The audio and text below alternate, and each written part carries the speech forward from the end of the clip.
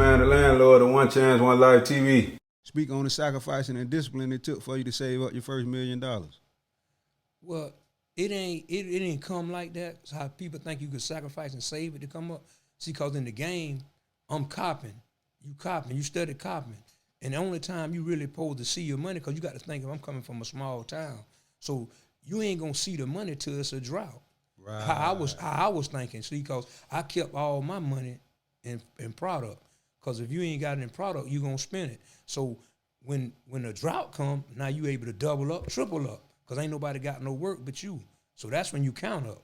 You know what I'm saying? I counted up in the drought, then you see your first ticket. Right. Then when you see your first ticket, you supposed to now automatic, okay, I got to buy me some real estate. I got to do this. I got to do that. So that's how those things come about. And you try to create avenues that something that solidify you forever. Even if you gone, you can leave something back to your people. That was my mindset. Right, for sure.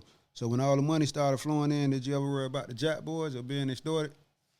I ain't never worried about it being extorted. I ain't too much worried about the Jack boy because I was a jacker. Like I say, I've been kidnapped and everything. You know, they kidnapped me with some FBI jackets on right there on Hammerville Road. Only a few people know this. You know, I jumped out the car. I got caught slipping like twice in my life. You know, on the robbery tip, and but I never really worried about that because I know that's what came with it. Right. So I just ain't never want to be home invaded because I wasn't gonna never take them where the money was. Right. So that was my biggest worry. I'll never get caught when they come in on me. You know. Yeah, for on sure. the street, you know, I'm gonna make you do what you do, and that's far as that's going. Cause like I say, when I got kidnapped, I jumped out the car. You know what I'm saying? So, Right. Yeah, you know. For sure. So moving 50 to 100 bricks a month, how hard was it for you to hide the money? It really wasn't hard to hide the money because you got to understand me. See, people get the game twisted. Once you go to making so much money, you're not taking your money to the people. You're not gonna get caught with the money, then got to get caught with the work. So now you getting 50 to 100, they give them to you on consignment. You see what I'm saying? So then you got to think about, people ain't understanding you ain't making but 2,000 profit off a brick. So if you sold 50, I made 100.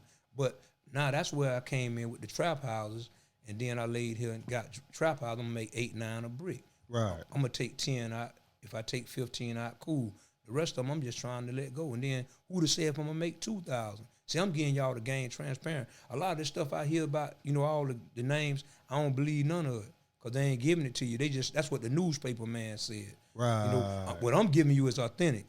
This how it go, man. You know what I'm saying? You're going to sell a whole lot of work to get to that $1 million. It ain't just that easy because you got to think, who coming from up the road buying 50?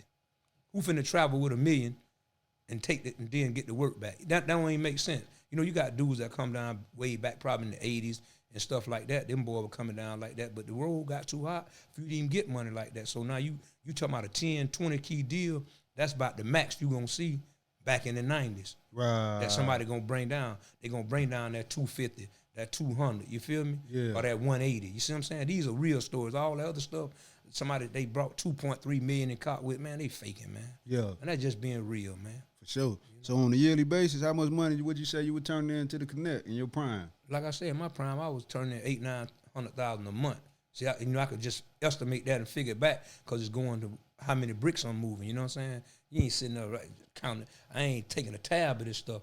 But once you lay back in the bunk and say, "Dang, man, I was doing all that," not even realizing it. You know what I'm saying? You realizing it, but you really ain't realizing Sure. it. You know, just being honest. But like I say, 800,000-900,000 a month in a small town was a whole lot of money.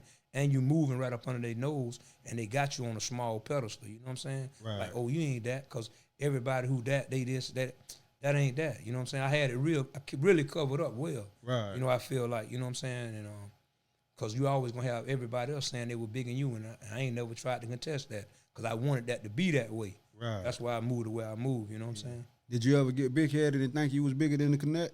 No, I ain't never did that. I ain't never did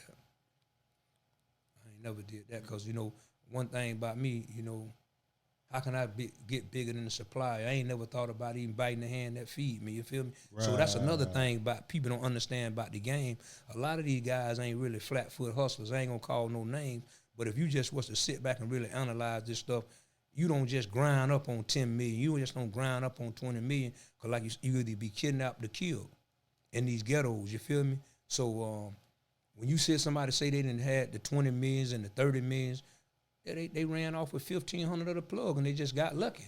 Right. Or either the plug got knocked and the plug wasn't able to get at them, or they people ain't go at them. You know what I'm saying? Yeah. But just grinding up out the ghetto, they ain't did that like that. You had a few of these guys in the 80s that came up on some real money because the 80s was just different from the 90s. Just like the 2000s was different from the 90s. Just like right now, it's different from the 2000s. You feel me? Right. It's times change. Everything changed. Okay, and the money changed. For sure. So in the prime of your hustling days, how many traps would you say you had at one time?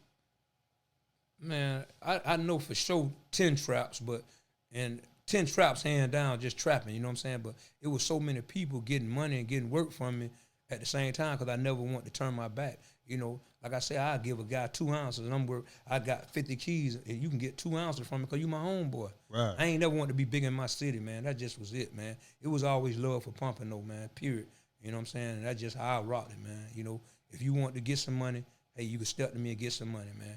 And if you didn't step to me to get no money, you didn't have no good intentions, and you know it wasn't gonna just go. You getting the drugs and running off. Right. You know I'm gonna bring the plate.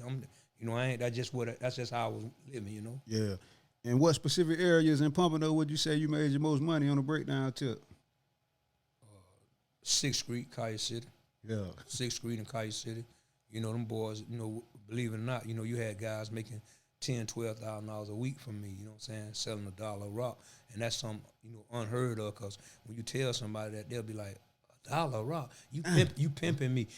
How you pimping me and it sell itself? Yeah. You know what I'm saying? So that means if he made $10,000 or $12,000, that means he sold $120,000 off the dope that week.